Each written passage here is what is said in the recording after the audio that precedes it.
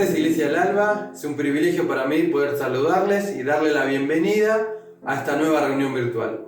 Vamos a compartir a través de la tecnología un culto donde todos vamos a poder estar juntos a través de una pantalla, disfrutando de lo que Dios planeó para nosotros en este culto, ¿no? Vamos a tener un matrimonio que nos va a visitar, nos va a traer la palabra de Dios, y también tenemos testimonios de hermanos que nos van a compartir cómo Dios obró a través de las pruebas en sus vidas, ¿no? Es un privilegio compartir lo que Dios hizo en nuestra vida. Vamos a orar ahora en este tiempo, y es mi deseo de que cada uno esté en su hogar, disfrutando de sus seres queridos, y esperemos que puedan tener en la mesa un mate, un café, unas tortas, una galletita, lo que ustedes puedan tener para disfrutar de esta reunión. Así que también vamos a compartir acerca de la cena del Señor, así que estemos preparados para ese tiempo. Vamos a orar. Padre Celestial, te agradecemos porque nuevamente podemos reunirnos a través de la tecnología, podemos tener un culto, Dios, donde lo primordial va a ser, Dios, exaltar tu nombre, en reconocerte como Dios, como el Señor de nuestras vidas, y Dios, pedirte que tu voluntad se haga en nuestras vidas, Dios. Queremos exaltarte, queremos exaltar tu nombre y honrarte como tú te mereces, Dios. Te pido en especial por la vida de cada familia que está mirando este video, Dios, que tú obres en sus vidas, que tú puedas bendecir sus corazones, sus familias, sus hogares, sus seres queridos, Dios. Que tú estés protegiendo la vida de cada hermano de la Iglesia del Alba, Dios. Es mi deseo que cada uno pueda gozar de la salud y que pueda gozar, Dios, de la vida que tú nos regalas, Dios. Te pido una bendición especial para los que están sufriendo de alguna tribulación, de algún momento difícil, que también tú consueles sus corazones y le des alegría a su alma, Dios. Gracias te damos por este tiempo. Bendice la reunión en el nombre de Jesús. Amén.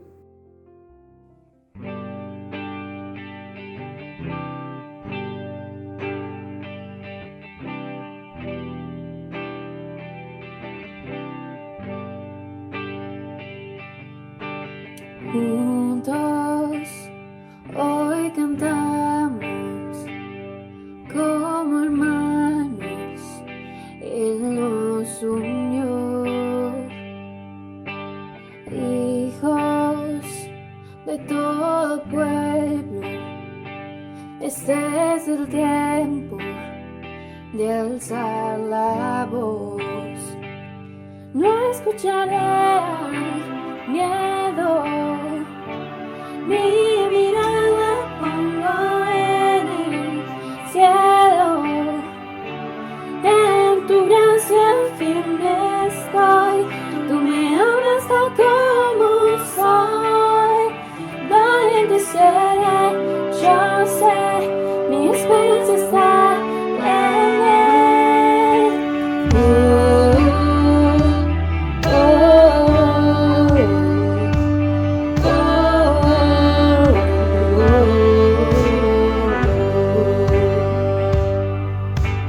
Cristo, el que salva, la esperanza está en él. Cristo, luz del cielo, Rey eterno, amigo fiel. No escucharé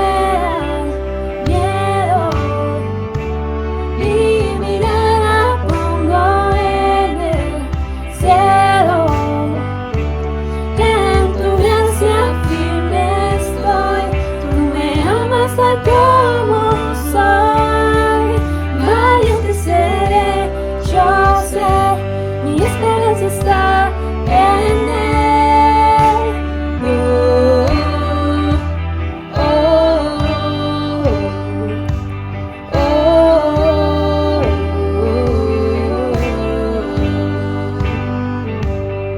Se oirá en los cielos el sonido de nuestra adoración. Las murallas caen a sus pies al oír su voz. Por su gracia Él nos limpió, cuán bueno es Dios, su nombre es Cristo. Se oirá en los cielos el sonido de nuestra adoración. Las murallas caen a sus pies al oír su voz. Por su gracia Él nos limpió, cuán bueno es Dios, su nombre es Cristo. Se oirá en los cielos el sonido de nuestra adoración. Las murallas caen a sus pies al oír su voz. Por su gracia Él nos limpió, cuán bueno es Dios, su nombre es Cristo. Cristo, el que salva, la esperanza está en Él. Cristo, luz del cielo, Rey eterno, amigo fiel. Bueno, ahora sí vamos a compartir acerca de la Cena del Señor, como les decía hace un rato. Vamos a meditar acerca de esta reunión tan importante para el creyente en Corintios, capítulo 11. Me encanta este capítulo donde Pablo primeramente exhorta a los corintios de que estaban participando de la reunión de la Cena del Señor de una forma incorrecta. Se estaban juntando más a comer y a beber que a darle importancia a la reunión de cena. En segundo lugar, los instruye, trayendo a la memoria en las palabras del Señor Jesús en la última cena con sus discípulos, donde él mismo, Jesús, les enseña a sus discípulos cómo participar de esta reunión cuando él no esté. Y por último, los exhorta a que se examinen ellos mismos y que nos examinemos nosotros mismos, los cristianos, de cómo participamos de esta reunión. Y me gustaría traer un pensamiento acerca de esta última parte, en cómo como cristianos participamos de la Cena del Señor. Dice así la palabra de Dios en 1 Corintios 11, capítulo 27. De manera que cualquiera que comiere este pan y bebiere esta copa del Señor indignamente, será culpado del cuerpo y de la sangre del Señor. Por tanto, pruébese cada uno a sí mismo, y coma así del pan y beba la copa, porque el que come y bebe indignamente, sin discernir el cuerpo del Señor, juicio come y bebe para sí. Tres cosas me gustaría compartir de esto. Primeramente, que realmente nadie es digno de participar de la Cena del Señor. Todos pecamos, todos nos equivocamos. Solamente podemos participar a través del sacrificio, del perdón de Jesús. Solamente podemos participar los creyentes de esta cena a través de la confesión y perdón de pecado. Pero no solamente el cristiano debe confesar y pecar a la hora de participar de la Cena del Señor. El cristiano debe tener una vida donde cada momento que peca debe arrepentirse y confesar al Señor. En segundo lugar, de no menospreciar el sacrificio de Cristo en la cruz, donde nosotros participamos de esta cena, no valorando, no dándole a Jesús la honra, el respeto que Él se merece, la adoración que se merece por haber muerto en la cruz, por haber derramado su sangre para limpiar mis pecados. Al yo participar de esta reunión sin valorar ese sacrificio, estoy menospreciando la cruz de Jesús. Y en tercer lugar, el examinarme a mí mismo, ¿no?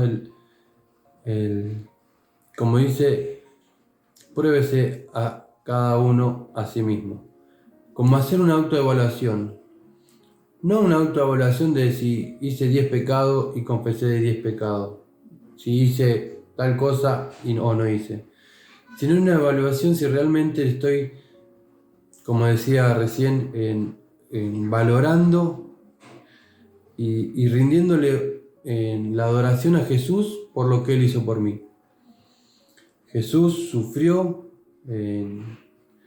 los azotes, sufrió el castigo, sufrió la peor muerte que una persona pueda tener.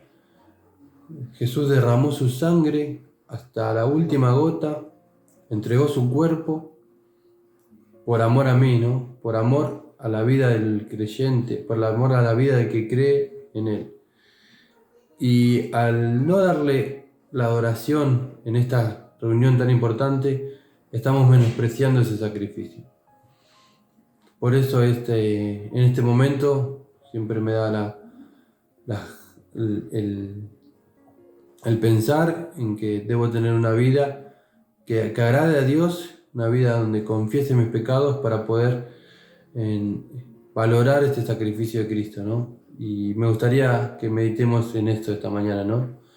En saber que no somos dignos de participar de esta cena, pero solo lo podemos hacer a través del perdón que nos da Jesús, de no menospreciar este sacrificio de Cristo, sino honrarlo con nuestra vida y con nuestra santidad, ¿no? Así que vamos a orar y vamos a compartir de estos símbolos.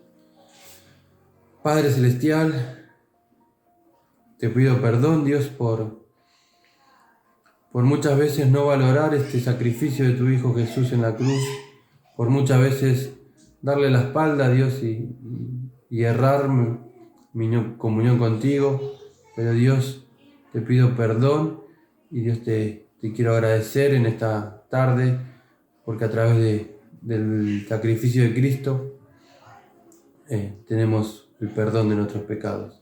Gracias porque Jesús puso su vida, Él decidió morir en la cruz cargando nuestros pecados y librándonos de la muerte. Gracias por ese sacrificio enorme que Jesús hizo a nuestro favor, Dios.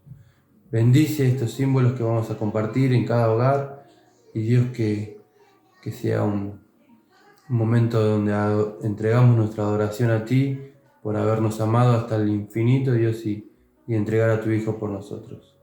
Gracias en el nombre de Jesús. Amén.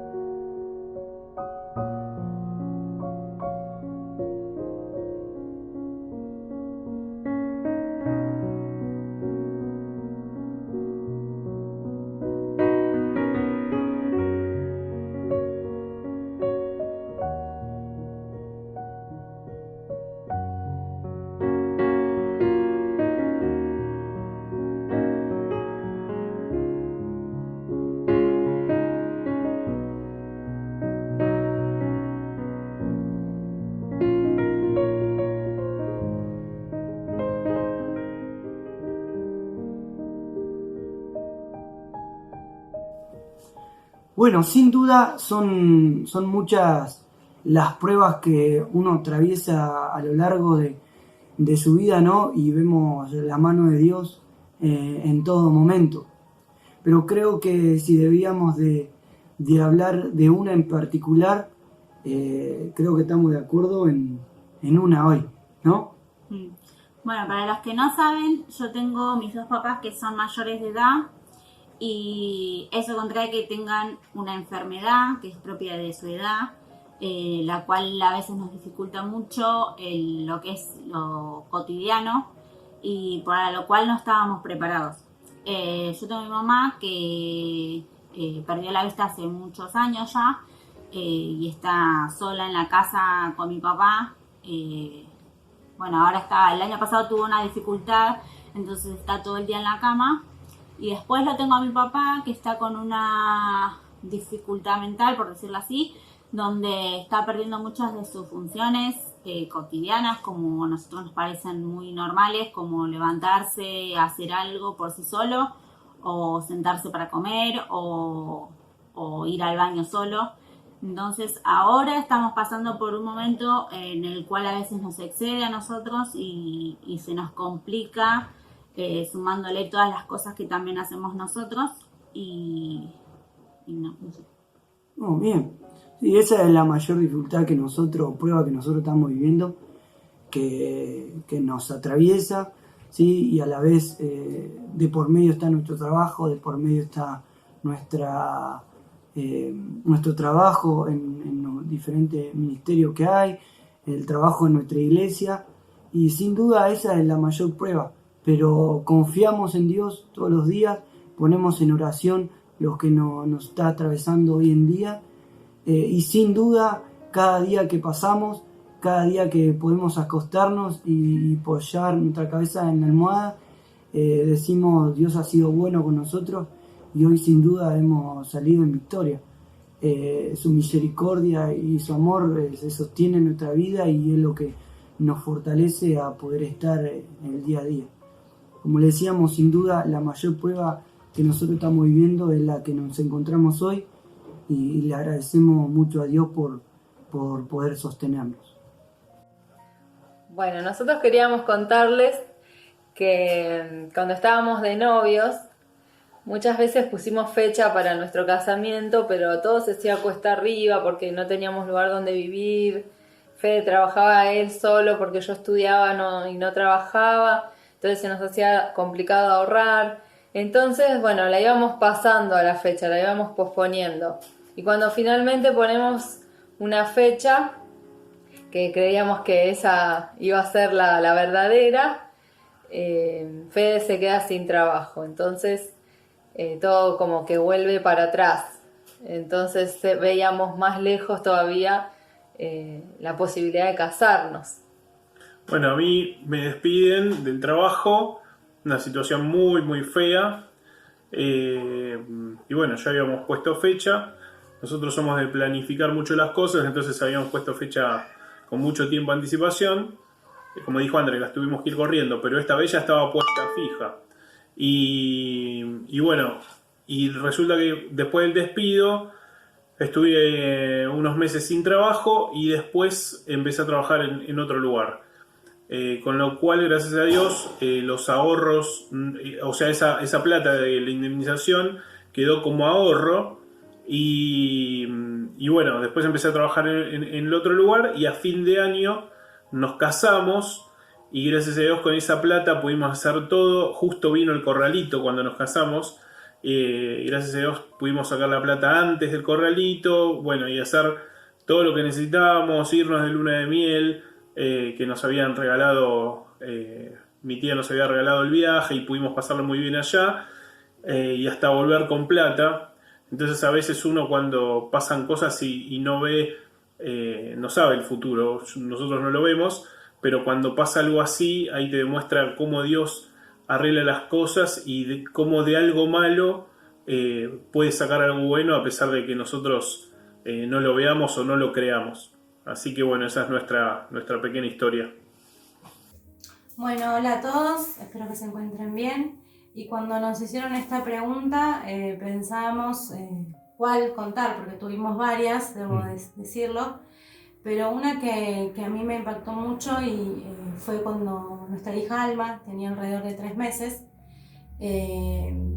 estaba presentando unas ausencias, entonces fui como madre primeriza, corrimos al médico y lo que menos me iba a esperar es que me dijeran tu hija va a quedar internada con 3 meses. Porque no sabían lo que tenía, porque esas ausencias no podía tener un bebé tan chiquito y podía ser peligroso. Entonces, esa semana nos quedamos internadas las dos en el hospital de niños Garrahan, ¿de acuerdo? Germán también tenía que venir de su trabajo y pasaba derecho para ahí, de ahí se iba para la casa, después iba al trabajo y fue una semana muy difícil donde los médicos estaban buscando, haciendo distintos análisis, análisis de sueño, tomografía computada. Gracias a Dios le hicieron todo tipo de análisis y bueno, Me habían dicho que podía ser una hidrocefalia, que podía ser algo que ella tenga en el cerebro. La verdad que fue muy difícil recibir todas esas noticias y muy triste, porque uno cuando ve a su hijo sufriendo, uno quiere estar en ese lugar, ¿no? Y evitarle ese sufrimiento a su hijo, todos aquellos que somos padres, ¿no? Pero confiamos en Dios y fue un tiempo también de unidad como matrimonio en oración. Recuerdo que Germán venía y yo iba para afuera y nos sentábamos a orar afuera, fuera del hospital, orando y clamando a Dios por un milagro para nuestra hija y por sanidad. Y gracias a Dios, Él nos dio ese milagro. Alma hoy tiene 10 años, está sana, nos habían dicho que podía tener lesiones a futuro, que seguimos un tratamiento hasta los 7 años, tenía que seguir control. Y hasta hoy en día, gracias a Dios, no tuvo ninguna lesión, no tuvo nada que haya quedado secuela. Así que eso es un milagro y es gracias a Dios. Bueno, la verdad que, como dijo Gaby, tenemos muchísimas pruebas en el medio, posteriores, anteriores, hay un montón de cosas que sucedieron, pero de algo damos fe, que el Señor estuvo con nosotros en todo. Hemos visto orar, hemos visto milagros en nuestra vida, en mi salud, en la salud de Alma. Y un texto que para mí es lema, de hecho se lo compartí a Rubén Cruz, que él lo compartió un domingo y en una reunión y me quedó para toda la vida. Y este texto es lema en mí, dice en Romanos 8:37, antes todas estas cosas somos más que vencedores por medio de aquel que nos amó. De que vamos a tener, y hemos tenido pruebas también donde hemos salido derrotados, sí, hemos salido derrotados. Pero de todas maneras Dios nos levantó, Dios nos sacó del pozo de lodo cenagoso, nos puso realmente siempre en situaciones difíciles, la vida, pruebas, pero siempre con gozo, siempre con alegría, siempre con fe. Y todo el texto que sigue también el lema, que dice, por lo cual estoy seguro que ni la muerte ni la vida, ni ángeles, ni principados, ni potestades, ni lo presente, ni lo porvenir, ni lo alto, ni lo profundo, ni nada podrá separarnos del amor de Dios que es en Cristo Jesús. Por más que estemos pasando lo que pasemos, Dios nunca nos va a dejar, jamás. Pero siempre y cuando también nosotros le demos el lugar que Él se merece. Pero aún así, cuando le hemos fallado, y reconozco que como matrimonio le hemos fallado muchísimas veces, Dios siempre fue fiel. Y pasaron los años, y esto lo contamos como si fuese ayer, y la verdad que, y otra forma que hayamos vencido, ya de por sí, el hecho de que nos vean juntos, ya es vencer. Porque sinceramente hemos pasado muchas dificultades, muchas pruebas que todas las personas pasan en todo matrimonio, pero siempre Dios nos mostró una salida. Siempre hemos tenido que entender el carácter de Jesús para renunciar a muchas cualidades malas que tenemos y dejar que el Espíritu Santo crezca para que nosotros realmente podamos ser felices como matrimonio. Así que bueno, hermanos, gracias por este espacio. Ahí Alma dio la apertura del botón y ahora va a cerrar el video. Nuestra hija está creciendo con nosotros y la verdad que es un testimonio vivo de lo que Dios hace en sus hijos. Así que le mandamos un abrazo, gracias por la invitación y por este espacio. Hola, ¿cómo están? Mi nombre es Carlos Moyano. Es un privilegio poder estar con ustedes en esta reunión, poder compartir con ustedes la palabra de Dios. Junto con mi esposa Damaris les mandamos muchos saludos. También en la iglesia donde nos congregamos, en Saavedra 1884 en San Martín, de la cual también soy pastor junto con otros 2 hermanos. Así que agradecido al Señor por este tiempo, poder compartir con ustedes. Y en este tiempo quería que podamos pensar juntos en los tiempos que vivimos, ¿no? Son tiempos difíciles, tiempos complicados, tiempos de mucha información, tiempos donde parecería que al haber tanta información uno no sabe qué decisión tomar o se coloca de un lado o de otro, ¿no? Y uno empieza a tener tribulaciones, pruebas. Cuando hablamos de tribulación, lo que estamos hablando justamente es de ese momento, como dice la palabra, en el cual nos sentimos presionados, ¿sí? Y la presión que uno tiene hace que de pronto uno pierda el eje, pierda el sentido, ¿no? Y empieza a tomar malas decisiones. Esas malas decisiones nos llevan también a estar desenfocados de lo que es la voluntad de Dios, ¿sí? En estos últimos tiempos hemos visto como muchos hermanos en en pos, ¿no?, de la libertad, cometen errores que son graves dentro de la palabra de Dios, como por ejemplo desobedecer a las autoridades, no hacer caso a las normas que se presentan en pos de decir, nos están quitando libertades. Cuando eso es una desinformación, ¿no? Porque ningún cristiano ha perdido libertades, todos podemos seguir congregándonos por medio de estos medios que Dios también nos permite tener. También podemos estar alabando al Señor, podemos compartir su palabra y podemos tener comunión con los hermanos. Así que nada de eso ha sucedido, las libertades no han sido quitadas, no por el momento. Cuando tenemos referencias de otros lugares que sí han sido quitadas libertades, podemos ver China, podemos ver Medio Oriente, en esos lugares la libertad es quitada, el cristiano no puede utilizar la palabra de Dios. Nosotros no estamos pasando por eso. Entonces es un buen momento para pensar en cómo salimos o cómo pasamos de la tribulación a la celebración. Cómo en vez de estar todo el día criticándonos, preguntándonos qué pasa, siendo atribulados, no sabiendo bien qué pensar y tampoco cometiendo lo que conocemos como el síndrome de Jonás, ¿no? No escuchar nada más porque me ponen mal las noticias, entonces no escucho, entonces no miro. Y ese es el síndrome de Jonás, ¿no? Se desinteresa de todo lo que pasa a su alrededor sin pensar en los que están a su alrededor, ¿no? Pensando que la realidad es lo que a uno le pasa. Entonces, si yo estando así estoy bien y todo el mundo está bien, ¿no? Y si a mí no me pasa nada, entonces realmente no está pasando nada. Y ese es el síndrome de Jonás, ¿no? El no me importa lo que pasa a mi alrededor, solamente miro por mí, y eso también sería un error. Entonces, ¿cómo hacemos para vivir de una manera que la palabra de Dios, yo lo he titulado este mensaje de la tribulación a la celebración, pero ¿cómo hacer, ¿no?, para vivir como Juan decía, por ejemplo, en 1 Juan, cuando dice, estas cosas os he escrito para que vuestro gozo sea cumplido, ¿no? El propósito de la carta de 1 Juan, el gozo. Ese es el principal propósito de la carta, es lo que Juan escribe diciendo, este es el propósito de esta carta, es el gozo que tiene que ser cumplido. Pablo también decía, estar siempre gozosos. ¿Cómo hacemos para vivir así?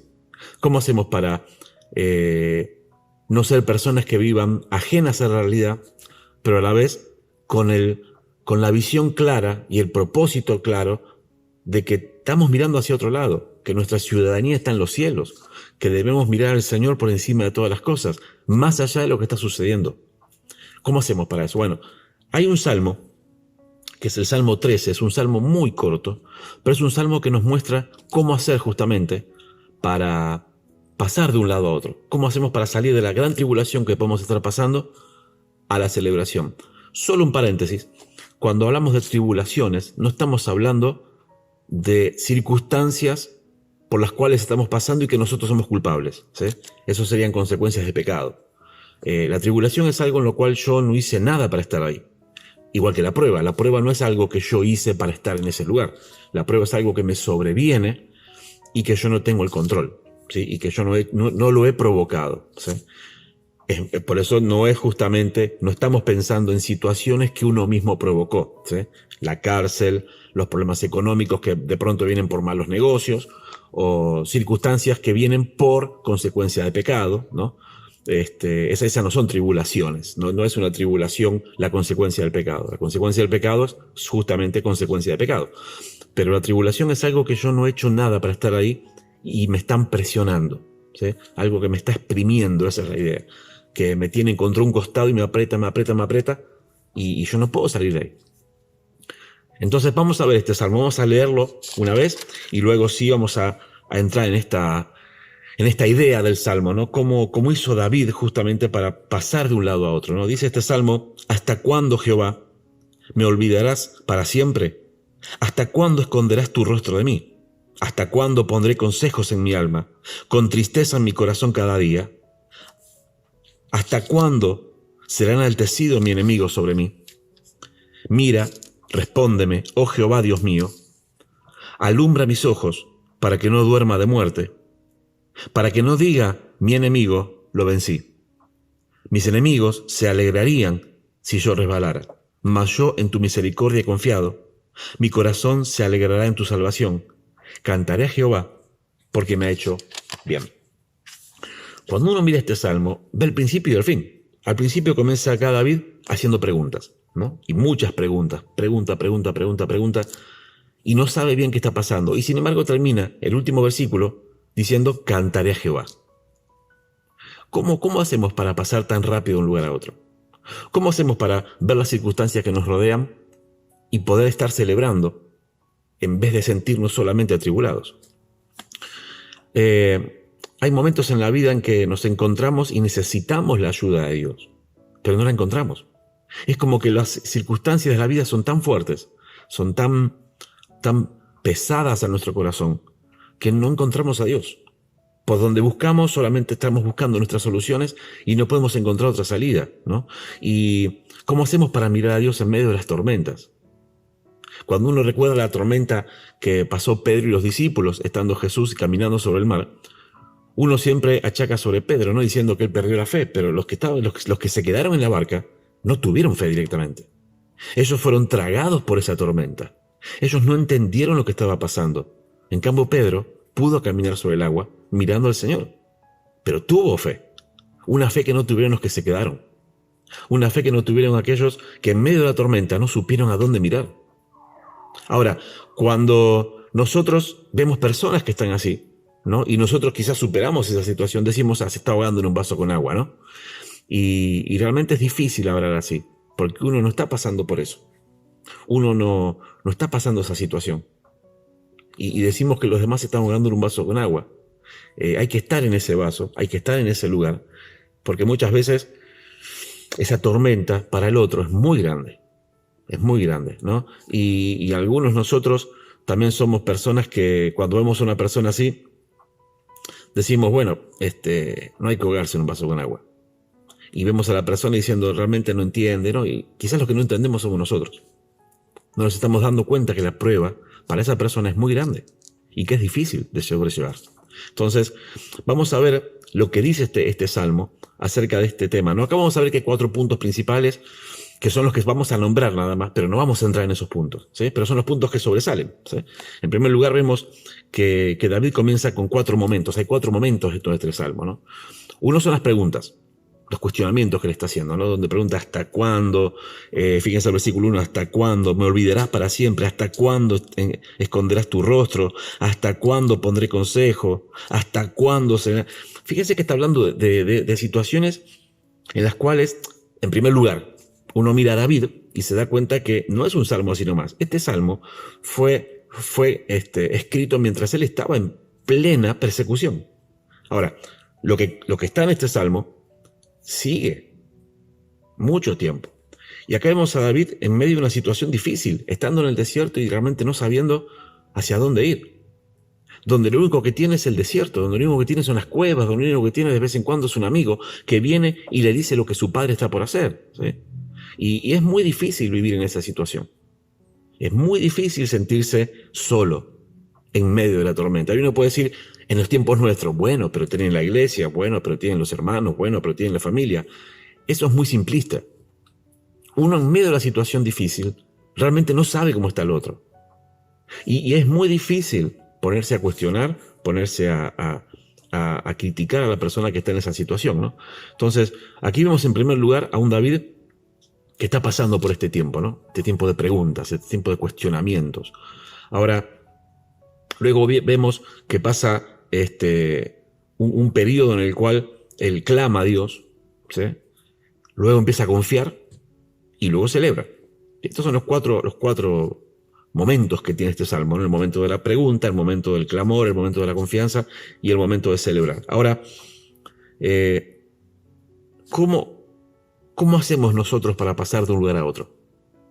Porque lo que yo en esta reunión quisiera compartir con ustedes no es justamente, bueno, acá encontramos esto y esto, sino realmente cómo hago yo para pasar de ese momento de dudas a clamar a Dios. ¿Cómo hago? ¿Cómo hago para salir del cuestionamiento y comenzar a clamar? Y eso es lo primero que quiero que podamos ver. Uno está muy acostumbrado a que tenemos respuestas de manual, ¿no? O sea, decimos, bueno, hermano, usted no tiene que preguntarle a Dios por qué. Usted tiene que preguntarle a Dios para qué. Ahora, yo le voy a hacer una pregunta a usted. Y acá estamos llenos de preguntas, ¿eh? Preguntarle a Dios por qué y preguntarle a Dios para qué es lo mismo. Lo único que hago es seguir cuestionando a Dios. Diciéndole por un lado, Dios, ¿por qué haces esto? Y por el otro lado, Dios, ¿para qué es esto? O sea, sigue siendo un cuestionamiento. No es una situación en la cual yo tengo que ser una persona que se autoconmisere y diga, bueno, pero el Señor tiene un propósito. Bueno, no lo sabes el propósito. Entonces seguís estando en el mismo problema. ¿Cómo haces para salir de ahí? Porque es fácil decirle a la persona, vos tenés que preguntarle a Dios para qué. No tenés que preguntarle nada a Dios.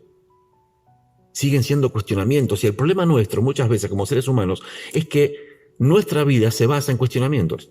Constantemente preguntándole a Dios, ¿por qué Dios esto? ¿Para qué Dios haces esto? Bueno, Dios tendrá un propósito. Es complicado vivir así. Hay que tener respuestas claras.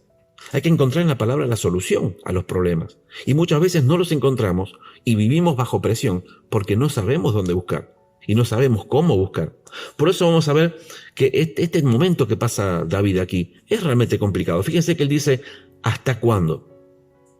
Primera pregunta, ¿hasta cuándo? Ahora, acá lo que vemos es, él está hablando de tiempo. Parece que hace tiempo que está con este problema. Y dice, bueno, ¿hasta cuándo voy a seguir con esto? ¿Hasta cuándo? ¿Sí? Y no solamente va a preguntar hasta cuándo, sino que luego empieza a decir, ¿me olvidarás? Fíjense hasta dónde van las preguntas, ¿no? O sea, Dios, ¿me olvidarás? O sea, no me estás teniendo en cuenta. No me estás teniendo en cuenta. Y quizás la respuesta simple, ¿no?, que tenemos es, bueno, es porque hay personas que tienen mayores problemas que yo. No, eso no es una respuesta. Eso es autoconmiseración. ¿Sí? Y es no ver realmente nuestro problema. Nosotros no tenemos que cometer el error que cometía Jonás, que miraba solo su problema, pero tampoco desligarnos de nuestro problema. El problema está. Y quizás estamos constantemente mirando nuestro problema y diciéndole a Dios lo mismo, Señor, ¿hasta cuándo? Señor, ¿me olvidarás? ¿Me olvidarás? Luego Él dice, ¿no me mirarás? Fíjense que ese concepto de mirar es un concepto muy claro hoy en día, ¿no? Es el hecho de aquellas personas que necesitan que se les preste atención. ¿Sí? Van a ver a los niños que de pronto, cuando son muy chiquitos, quieren que hablar y cuando alguien no los mira, ellos automáticamente buscan la mirada. Ellos buscan la mirada de la persona y quieren que la persona los mire. Ahora, eso en un mayor es una falta de respeto, no hacerlo. Te están hablando, tenés que mirar a la persona. Porque el no mirar a esa persona justamente es falta de respeto. Es no prestar atención, es no tenerlo en cuenta. Ahora, David está sintiendo eso. David cuando dice no me mirarás, está diciendo, Señor, no me estás prestando atención. Señor, no estás teniendo en cuenta lo que estoy pidiendo. Señor, estoy lejos. No te siento cerca. Señor, realmente estoy lejos. Dice, ¿hasta cuándo no me ayudarás? ¿Hasta cuándo tengo que poner consejo? Dice. Esa idea, ¿hasta cuándo tengo que poner consejo? Es la idea de alguien que constantemente está buscando resultados y está buscando cómo solucionar el problema por sus propios medios. Y dice que de esa manera, así y todo, no encuentra la respuesta. No encuentra cómo salir de ese problema, no encuentra la solución a ese problema. Ahora, ¿cuántas veces nosotros nos sentimos así? ¿Cuántas veces nos sentimos en medio de una situación en la cual decimos, Señor, no sé hasta cuándo va a seguir esto? Señor, siento que no me estás prestando atención, siento que no me miras y siento que lo único que estoy haciendo es agregando más problemas en vez de traer soluciones. Si lo único que hago es colocar consejo a mi corazón y diciendo, Señor, necesito salir de esto. Y no lo hacemos. No podemos salir. Ahora, no nos sintamos mal por esto. Porque justamente esto es una demostración de que somos humanos. Justamente esto es una demostración de que necesitamos a Dios. Justamente es una demostración que muestra nuestra debilidad en un momento tan difícil. Y que no está mal sentirse débil, es natural y está bien sentirse débil. Somos débiles. Y necesitamos de un Dios que nos proteja, que nos cuide. Somos humanos y necesitamos de Dios. Por eso, lo que va a pedir aquí, este salmo, es, bueno, salgamos de este problema. ¿Cómo salgo de acá? Porque tengo que salir de esta tribulación. Ahora, no estamos hablando de salir del problema, sino de salir de mi situación interna.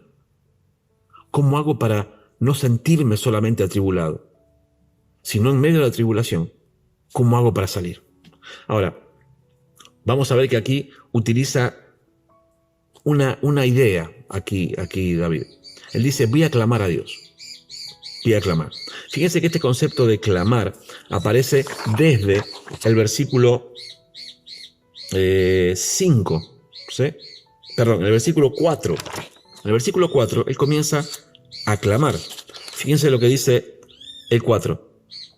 Mira, respóndeme, Jehová Dios mío, alumbra mis ojos para que no duerma, para que no diga a mi enemigo, lo vencí, mas yo en tu misericordia he confiado. Él empieza a darse cuenta de lo que está sucediendo. Y dice, bueno, para que ellos no piensen mal de mí. Ahora, ¿cómo lo hace esto? Va a empezar a hablar con Dios. Va a dejar de estar preguntándole solamente, va a dejar la crítica de lado, va a dejar los cuestionamientos de lado y empezar a hablar con Dios, ¿no? Ahora, cuando hablamos de esto, estamos hablando justamente de la queja. Hay que dejar de quejarse con Dios. Un cristiano que vive quejoso nunca va a poder clamar. Ahora, ¿cuántas veces nos encontramos con personas que te dicen, ¿qué tal, hermano? ¿Cómo estás? Y la verdad que estoy mal, estoy así. Queja. El cristiano que está en la queja nunca va a llegar a la bendición. El cristiano que está en una queja nunca va a saber salir adelante. El cristiano que está en la queja nunca sabe dar pasos hacia el frente. Siempre necesitan que alguien lo lleve.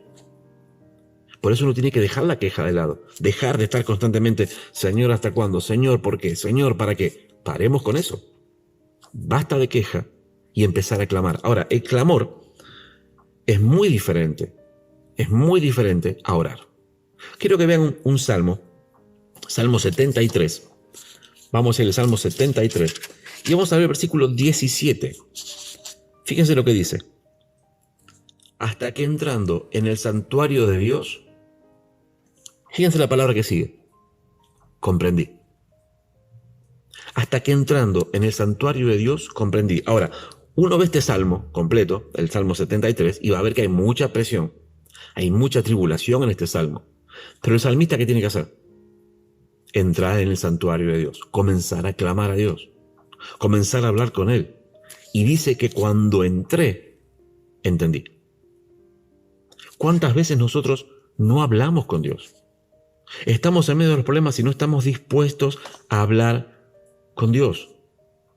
Ahora, repetía yo recién, orar no es clamar. ¿Cuántas veces nosotros en las iglesias decimos, vamos a orar? Y decimos, Señor, te pedimos por la iglesia, Señor, te pedimos por este hermano, Señor, te pedimos por aquellos que están apartados, Señor, te pedimos. Eso es informarle a Dios de cosas que ya sabe. El clamar es muy diferente. El clamar tiene que ver con lo que pasa, por ejemplo, en Juan 5. Cuando uno mira Juan 5, se va a encontrar con una situación ahí. Vamos a ir a Juan 5. Juan capítulo 5. Es un versículo muy conocido, un pasaje muy conocido, ¿no? Donde encontramos a una persona que está con un problema de parálisis, ¿sí? Que no puede caminar. Y cuando esta persona sabe que podría llegar a curarse, sucede algo, ¿sí? Está el estanque de Betesda. Dice que una vez al año estaba la tradición que descendía un ángel y que se curaban. Ahora, fíjense la pregunta del Señor, versículo 6. Cuando Jesús lo vio acostado y supo que llevaba ya mucho tiempo así, le dijo, paramos acá primero. Esta persona, ¿qué tenía que decirle al Señor? Señor, soy paralítico. ¿Tenía que decirle eso? Señor, pasa esto. ¿Tenía que hacerlo? No, porque ¿qué dice el texto? El Señor supo que llevaba ya mucho tiempo ahí, así. Entonces, ¿qué le pregunta? ¿Quiere ser sano? Ahora, ante esa pregunta, ¿usted cómo respondería? Sí. Fíjese en la respuesta. Señor, le respondió el enfermo, no tengo quien me meta en el estanque cuando se agita. Y entre tanto que yo voy, otro desciende antes que yo. Y Jesús le dijo, bueno, toma tu lecho y anda. Ahora, fíjense, esta persona le dijo al Señor lo que quería. Nunca se lo dijo. Obviamente era el Señor. Sabía lo que necesitaba y lo hizo. Pero fíjense la respuesta de la persona. La pregunta del Señor, ¿cuál era? ¿Querés ser sano? La respuesta, ¿cuál fue? Es que vos sabés que yo cada vez... Es una queja. Ahora, ¿cómo somos nosotros con el Señor? ¿No somos igual? Por eso la queja nunca nos lleva a un lugar de bendición. La queja nos va a dejar mucho tiempo así. El Señor en este caso supo lo que la persona necesitaba y lo hizo, pero no porque se lo pidiera. Ahora, el clamar va más allá. ¿Cuántas veces nosotros no vemos resultados en nuestra vida porque no sabemos clamar. Clamar es algo que sale de lo profundo del corazón, algo que le decimos, Señor, yo sé que tú sabes todo, pero necesito esto. ¿Saben cuál hubiera sido la mejor respuesta y debería ser nuestra respuesta en este versículo del capítulo 5 de Juan? ¿Quieres ser sano? Sí. Específico.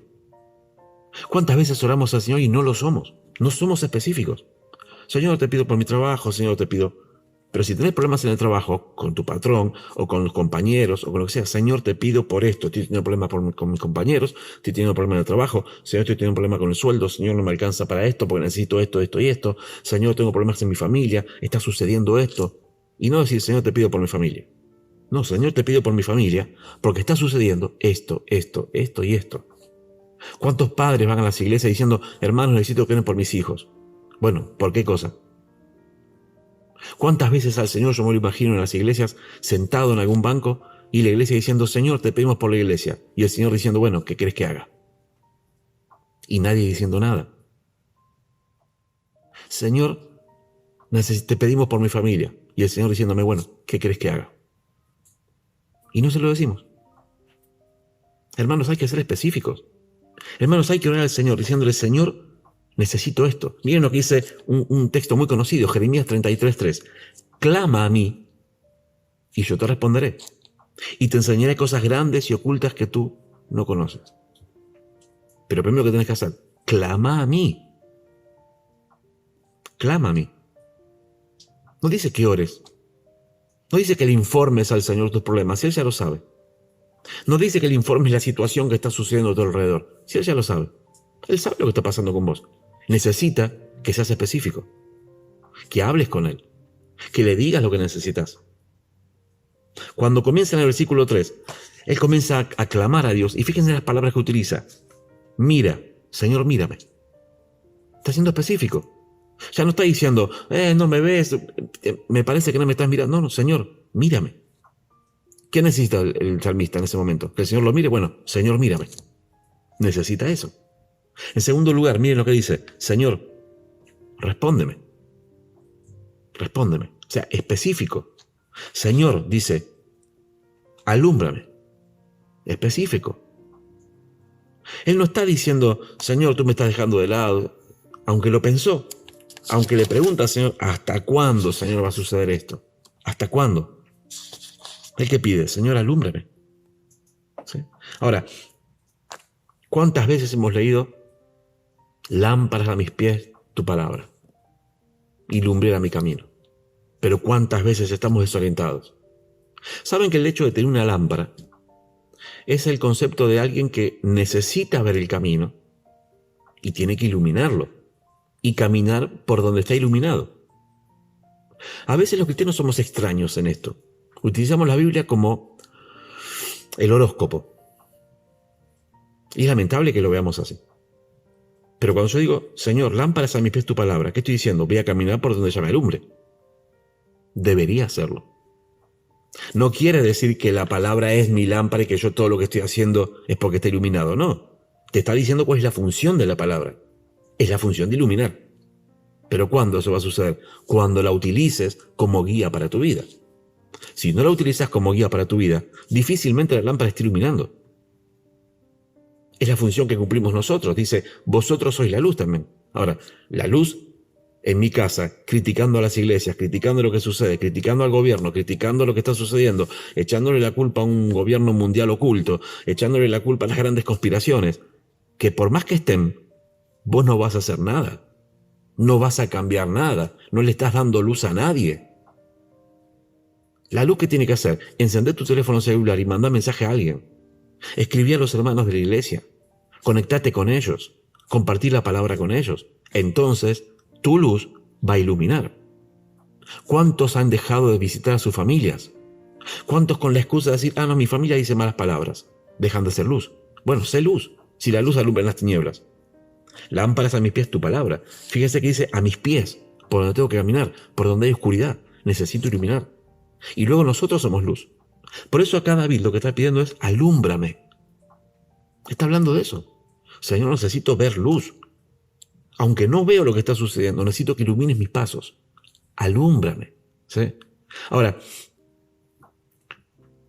necesitamos que Dios sea nuestra luz, que resplandezca sobre nosotros. ¿Cuántas veces hemos leído esos textos, no? Resplandece. Miren lo que es la oración del libro de Números, capítulo 6. Números, capítulo 6. Fíjense lo que dice este pasaje, ¿no? Es la oración que es una oración de bendición para aquellos a las cuales este hombre pedía por ellos, ¿no? Miren lo que dice 6, el versículo 24. Miren, saben que a veces los textos nosotros los utilizamos mal también, ¿no? Porque los usamos como quien lo regala una estampita, ¿no? Regalamos una estampita, una cosita que tiene detrás un texto y pensamos que eso va a ayudar a la persona. Eso no ayuda, eso solamente informa, ¿sí? Miren lo que dice en Números capítulo 6. Fíjense esta oración. Dice, Jehová habló a Moisés diciendo, habla a Aarón y a sus hijos y diles, así bendeciréis a los hijos de Israel, diciéndoles, Jehová te bendiga y te guarde. ¿Sí? Es un deseo, que Jehová lo haga. Jehová te bendiga y te guarde. Jehová haga resplandecer su rostro sobre ti y tenga de ti misericordia. Jehová alce sobre ti su rostro y ponga en ti paz. Y ponga en ti paz. Fíjense que esto no es algo que sucede. No es algo que está implícito que va a suceder con todos aquellos que leen el texto o que escucharon el texto. Es un deseo, es una oración. Jehová te guíe, Jehová alumbre tu camino. Que Él sea eso. Ahora, el salmista acá, lo primero que tiene que hacer para salir de ese momento de tribulación y desesperación es comenzar a clamar. Señor, alúmbrame. Señor, guíame. Señor, muéstrame el camino. Señor, respóndeme. Señor, necesito esto. Si nunca lo hiciste, si nunca le dijiste al Señor, Señor, estoy en medio de este problema, necesito esto, hacelo. No le informes al Señor por dónde estás pasando. Él ya lo sabe. Decile cuál sería la solución. Aunque no sepas. Decirle, Señor, pienso que la solución es esta. Si es tu voluntad, hacelo. Es como escuchar al Señor en medio de nuestro problema y diciéndole al Señor, bueno, ¿qué crees que haga? ¿Estás en medio de un pozo? ¿Qué crees que haga? Sácame del pozo. Listo. Clama a mí y yo te responderé. Ahora, fíjense lo que decía también el Salmo 73. ¿Entendió cuándo? Cuando entró en el santuario. Y cuando nosotros damos nuestra voz a Dios, estamos justamente entrando en el santuario de Dios. Diciéndole a Dios, necesito. Dios, necesito. Y el Señor va a responder. En segundo lugar, Él no solamente pasa de la tribulación al clamor, sino que la tiene que pasar a la esperanza, a la confianza. Listo, clamé a Dios. ¿Y ahora qué hago? Tengo que empezar a confiar. Clamar a Dios es decirle a Dios, necesito que tú hagas esto. Pero en el momento que lo digo, tengo que estar seguro que Dios lo va a hacer. De nada me sirve decirle a Dios, entrego esto en tus manos, si voy a desconfiar de Dios. Esto me hace acordar, una vez estaba en el norte, en una iglesia, y estábamos por hacer una campaña evangelística al aire libre. Y estaba por llover, muy lluvioso. Nos había alargado todavía, pero estaba en negro el cielo, se escuchaban truenos, y los hermanos dicen, bueno, vamos a orar. Y un hermano dice, sí, oremos a Dios porque Dios tiene el poder para hacerlo. ¿Sí? Entonces el hermano, cerramos todos los ojos, oramos, decimos, Señor, dice el hermano, te pedimos que si es tu voluntad se pueda hacer la campaña, que si tiene que llover, que llueva después. Tú tienes poder para hacerlo, necesitamos confiar en ti. Sabemos que esta gente necesita de ti. Señor, ponemos en tus manos esta tormenta, que sea tu voluntad. Abre los ojos, mira al cielo y dice, esto la verdad que no va a cambiar. Ahora, somos así, desconfiados. No confiamos en el Señor. Porque confiar en el Señor es decir, Señor, acá tengo este resultado que me dieron los médicos. ¿Y cuántas veces pasa eso en la iglesia, no? De hermanos que llegan diciendo, hermano, necesito que oren. A nuestra iglesia pasó algo así. Hermano, necesitamos que oren por mi hijo. Me dieron este resultado. Y vos le decís, bueno, ¿por qué oramos? Y yo te pregunto a vos, ¿por qué orarías? ¿Qué es lo que le tenés que pedir al Señor? Y la hermana dice, no, yo sé que Dios tiene poder y esto lo puede revertir. Perfecto, vamos a orar por eso. Y sucedió lo mismo que antes. La hermana termina de orar. Terminamos de orar todos con ella. Y ella que dice, pero el médico me dijo esto. No tiene sentido orar así. Es desconfiada del Señor. Por eso hay que pasar de ese clamor, de orar a Dios y descansar en Él, a la confianza. Si yo le doy algo a Dios, se lo dejo en sus manos y yo me olvido. ¿Sí? La oración es justamente dejar en las manos de Dios lo que yo no puedo hacer. Recuerden que siempre orar a Dios y clamar a Dios es pedirle a Dios algo que yo no puedo hacer. Y es una palabra que no queremos utilizar en las iglesias, pero eso se llama milagro. Constantemente la iglesia debería ver milagros. Y ese tipo de milagros son los que Dios obra cuando obra en algo que yo ya no puedo hacer nada. Cuando vos hiciste todo lo posible para conseguir un empleo, saliste a buscar trabajo, fuiste a visitar lugares, diste currículos, te levantás temprano, vas a hacer lo que tenés que hacer, y aún así no lo conseguís, le decís, Señor, hice todo lo que tenía que hacer, y no lo consigo. Y el Señor te da un trabajo, es un milagro, porque hizo algo que vos no pudiste hacer. Cuando le pedís por alguien, cuando le pedís por una situación específica y el Señor obra, es un milagro. Siempre es un milagro la obra de Dios. El problema es que nos estamos desacostumbrando a ver la obra de Dios a nuestro alrededor. Solo estamos viendo nuestro obrar. Solo estamos viendo nuestras circunstancias y cómo nosotros nos desarrollamos. Y muchas veces ponemos a Dios en el lugar de ser humano. Si yo no puedo, entonces Dios no puede. Si yo no quiero hacer esto, entonces no va a ser la voluntad de Dios. Y solamente estamos poniendo a Dios en el lugar de hombre. Ahora, Dios no es hombre. A Dios hay que llevarlo constantemente a ese lugar de Dios. En nuestra vida, Él debe ser Dios. En nuestras iglesias, Él debe ser Dios. Y solamente es Dios cuando lo dejo obrar como Él quiere, como es su voluntad. Y yo no debo poner a Dios en una cápsula en que esto no se puede. ¿Quién dijo que no se puede? Si Dios es soberano, y soberano significa que Dios hace lo que quiere, porque quiere, cuando quiere, y no nos va a preguntar nada a nosotros. No nos tiene que dar ninguna explicación por lo que Dios va a hacer. Por eso es soberano, y por eso es Dios. Por eso uno tiene que salir de ese momento de crítica, comenzar a clamar a Dios, pero luego comenzar a confiar. Fíjense lo que decía el versículo 5, en tu misericordia he confiado. Esto es solo el resultado de una persona que pone todos sus problemas en las manos de Dios y ahí los deja. Y ahí los deja. Ahora, pregunta casi ya para terminar. ¿El problema de David se había resuelto? Si uno mira la historia de este salmo y de los salmos que siguen, uno se va a dar cuenta, por ejemplo, llegamos casi al 23, y en el Salmo 23, muy lindo salmo, y uno siempre se lo imagina a la ovejita en medio del campo, ¿no? Llena de pastito, contenta. Ahora, el salmo no está mostrando eso. David escribe este salmo en medio de una gran persecución, en medio de un gran desierto, en medio de peligros de muerte. Si lo releemos rápido, uno ve eso. Jehová es mi pastor, nada me faltará. ¿Dónde lo está diciendo? En el desierto. Él en medio de las situaciones está viendo a otra persona. Está viendo a un pastor que me lleva a lugares, dice, en lugares de delicados pastos. Fíjese lo que dice, me hará descansar. Me hará descansar. Es esa idea de alguien que sabe confiar en Dios y que dice, aunque ahora estoy en el desierto, Dios me hará descansar en lugares de delicados pastos. ¿Por qué? Porque ahora estoy sobre una piedra. Porque ahora estoy en una cueva. Junto a aguas de reposo me pastoreará. Fíjense la idea de David, ¿no? Fíjense la idea cuando dice, confortará mi alma. ¿Por qué? Porque no lo estaba sintiendo hasta ese momento así. Pero yo sé que Dios lo va a hacer. Él va a confortar mi alma. ¿Por qué? Porque está atribulada.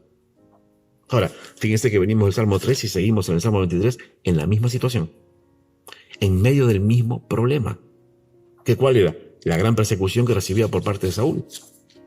Dice, aunque ande en valle de sombras de muerte. ¿Cuándo estaba él? Constantemente así. En un valle de sombra de muerte. Dice, no temeré mal alguno. ¿Por qué? Porque tú estarás conmigo. Fíjese que es muy personal este salmo, ¿no? Obviamente uno lo aplica para uno, pero esto es lo que vio David, y fue para él. Por eso él dice, Jehová es mi pastor. ¿Por qué? Porque él podía tomarlo de esa manera. Porque él entendía que en medio de las grandes dificultades, Jehová era su pastor. Ahora, era un pastor que en la dificultad me mostraba algo mejor. No era que lo estaba viviendo, pero lo estaba haciendo. Dice, tu vara y tu callado me infundirán aliento. Tu vara y tu callado, la guía de Dios. Saber que Dios me guía es lo que me da aliento. Esa es la idea. Saber que me guía. El pastor utiliza esas dos herramientas para guiar. Justamente cuando la oveja se descarría, la vuelve al redil con eso. Tu vara y tu callado. Esas dos cosas son las que me guían. La corrección, que no es castigo. La corrección es, hey, te corriste, volvé a camino, nada más. No es un castigo. Uno dice, castigo no la está castigando. La está volviendo al redil.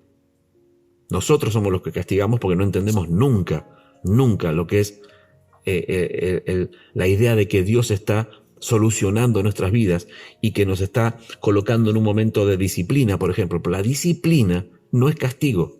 Esa es la idea nuestra, muy humana, que a todos castigamos. La disciplina es corrección. Corrección. A aquel que se corrió del camino lo traigo de nuevo y lo coloco en el lugar donde tendría que estar. No lo dejo atrás. Eso es castigo. Lo tengo que volver al lugar donde Dios quiera que esté. Y eso no lo decido yo, lo decide Dios. Que es lo que muestra este pasaje. Dice, aderezas mesa delante de mí en presencia de mis angustiadores. Fíjense lo que David está viendo. En medio de las cuevas, de la persecución, del dolor, del hambre, de la sed, del peligro de muerte, dice que él ve a Dios colocando una mesa delante de él, arreglándola, y fíjese delante de quién, delante de mis angustiadores. Dios está haciendo eso delante de ellos. ¿Para qué? Para que ellos vean, para que entiendan que Dios está de mi lado. Él prepara mi mesa. Él prepara mi mesa. Y tendríamos mucho más. Salmo 23. Recuerden que el Salmo 23, si no lo sabían, lo van a entender ahora. El Salmo 23, cada 2 o 3 palabras hay un nombre de Dios ahí, constante. En hebreo es un salmo riquísimo. En español, muy pobre se ha quedado. Pero en hebreo, terrible salmo. Impresionante cómo se ve a Dios en ese salmo. Ahora, dice aquí David, en tu misericordia he confiado. Sin que los problemas se hayan resuelto. Pero yo confío en ti. Porque yo voy a confiar en tu misericordia. La misericordia es que Dios va a mirar mi situación y se va a apiadar de mí. Dios va a tener misericordia. Va a sentirse atraído, diríamos, por mi necesidad. Y yo voy a confiar en eso.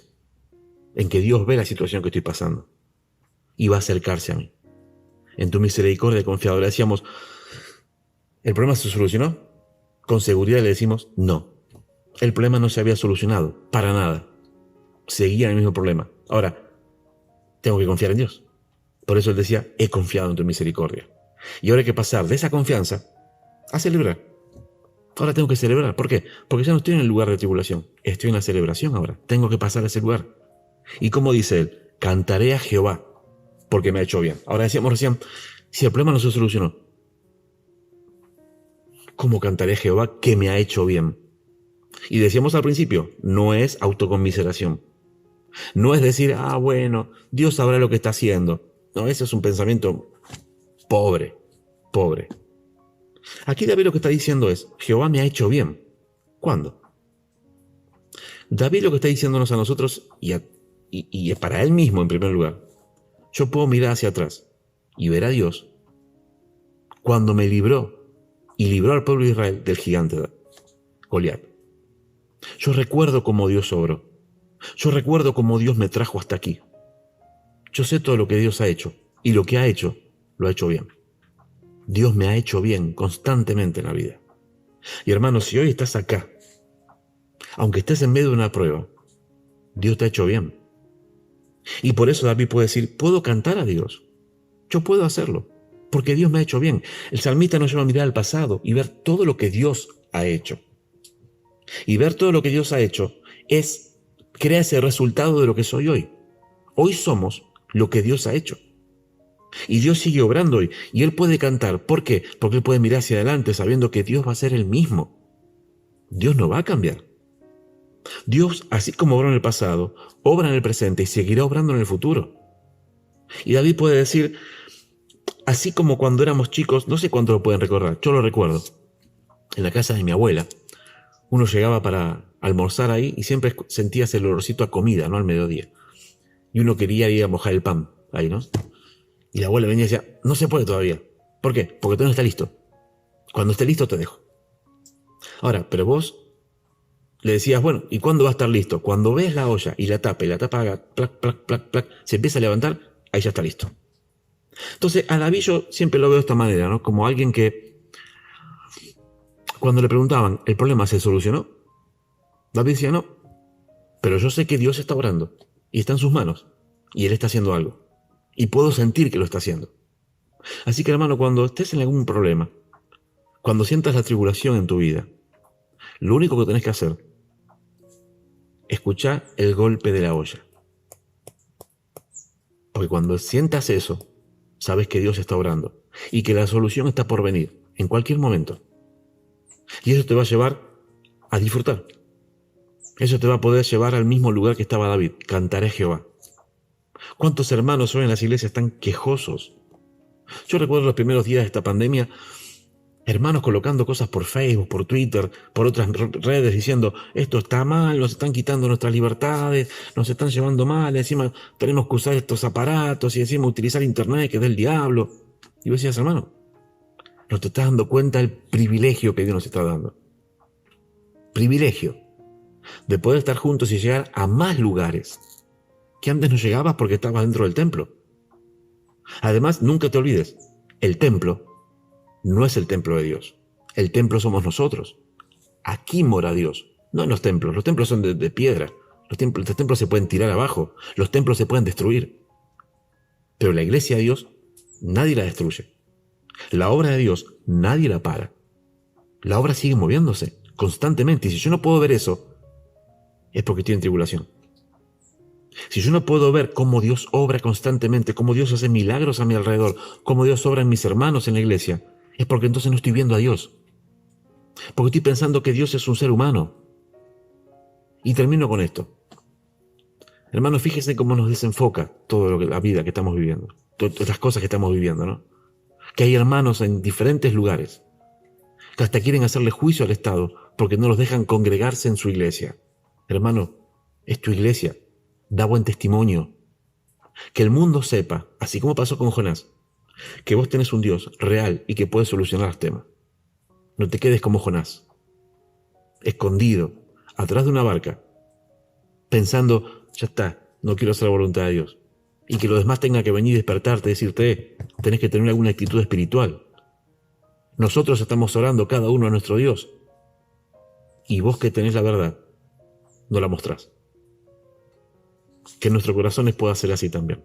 Que podamos mirar a Dios diciéndole, Señor, voy a cantar a ti porque tú me has hecho bien. Voy a dejar de quejarme. Voy a dejar de hacerte cuestionamientos. Voy a empezar a clamar a ti. Voy a comenzar a confiar en ti. Y a partir de ese momento descansar en que tú me has hecho bien. En que tú lo seguirás haciendo. Y que puedo tener una meta clara y un objetivo. Porque tú me seguirás haciendo bien. Que el Señor les bendiga. Gracias por este tiempo. Oren por nosotros, así como nosotros estaremos orando por ustedes. El Señor les bendiga. Oramos y luego si un hermano seguirá con la reunión. Gracias te damos, nuestro buen Dios, por este tiempo que podemos compartir. Gracias te damos porque también en tu voluntad podemos estar aquí reunidos. Y Señor, que podamos también aprender a depender de ti como lo hacía David. Que en medio de las grandes tribulaciones, él podía decir, cantaré a Jehová porque me ha hecho bien. Que podamos dejar la queja de lado. Dejar de estar cuestionándote constantemente y empezar a confiar y a clamar a ti, sabiendo que tú quieres que nuestra voz se oiga, que en tu templo, que en ese lugar donde tú moras, en ese lugar donde oyes cada oración, que podamos entrar cada día y entender que tú eres un Dios soberano, un Dios santo, un Dios que tiene el control de todas las cosas y que podemos cantar a ti porque tú nos has hecho bien, que podamos verte de esa manera, sabiendo que tú sigues obrando, sabiendo que tú eres un Dios soberano y que tienes el control de todas las cosas. Gracias te damos por este tiempo y también por los medios que tú nos das para poder seguir compartiendo tu palabra, teniendo comunión y orando los unos por los otros y compartiendo también las buenas nuevas que tú nos has dejado. Gracias por todo esto en el nombre de Cristo Jesús. Amén. Dios le bendiga y nos vemos pronto.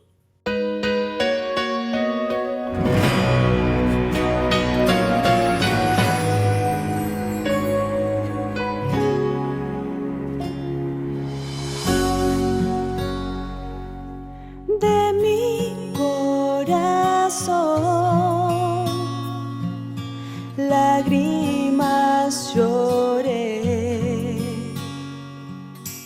todo se hizo gris hasta que yo caí, vacío solo vi. Me rescataste y pude ver que a solo una oración, no importa dónde estoy, en mi corazón sé que cerca estás, si perdida yo estoy, a solo una oración. Soy fuerte en ti, Señor. Ya sola no estoy, no tengo temor, porque estás a una oración.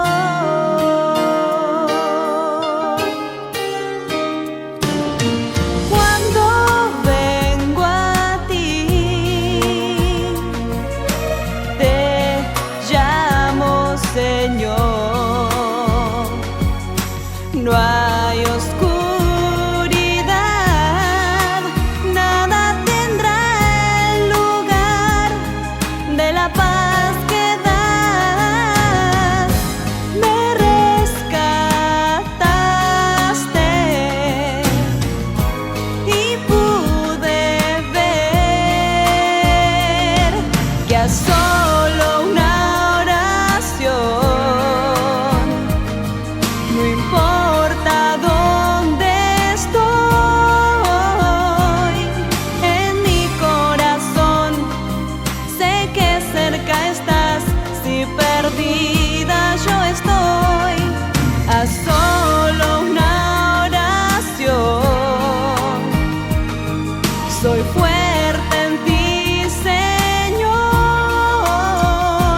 Ya sola no estoy, no tengo temor, porque estás a una oración. Siempre que busco te encuentro y caigo ante ti. Hallo en ti fuerzas para poder creer y vivir.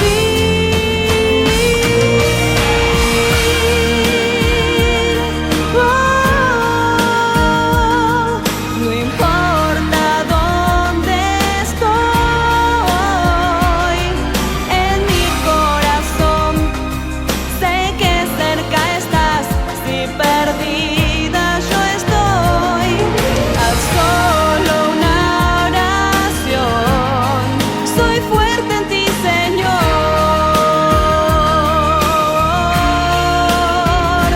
Ya sola no estoy y no tengo temor, porque estás a una oración.